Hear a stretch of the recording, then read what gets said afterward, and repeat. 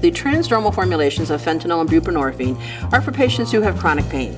So one important distinction is with transdermal fentanyl, the patient has to be opioid tolerant on the equivalent of 60 milligrams of oral morphine a day for at least a week, whereas with transdermal buprenorphine, that's not the case. You can begin an opioid-naive patient on the 5 micrograms per hour buprenorphine patch. The trade name is Butrans. I think you have to pick your patients carefully. With transdermal fentanyl, for example, in my hospice population, we do see the people who are very frail and cachectic and wasted. The medication does not bring as much to the table as you would expect, probably because fentanyl is a very fat-soluble drug, and it's not uncommon for us to have a patient who weighs 70 or 80 pounds. They just don't have enough fat to hold on to the drug. So that would not be an appropriate system for the patient to use.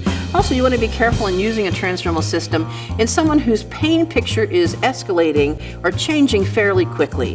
These are delivery systems that take 3 to 6 days to achieve steady state, so you can't chase that pain with such a long-acting delivery system. Someone can have severe pain, but it has to be fairly stable pain. And you have to make sure they have a normal body habitus. Also, anyone with a fever, any transdermal delivery system, regardless of the drug contained within, is going to deliver more drug. So I think they're good products for people who have stable pain, albeit possibly even severe.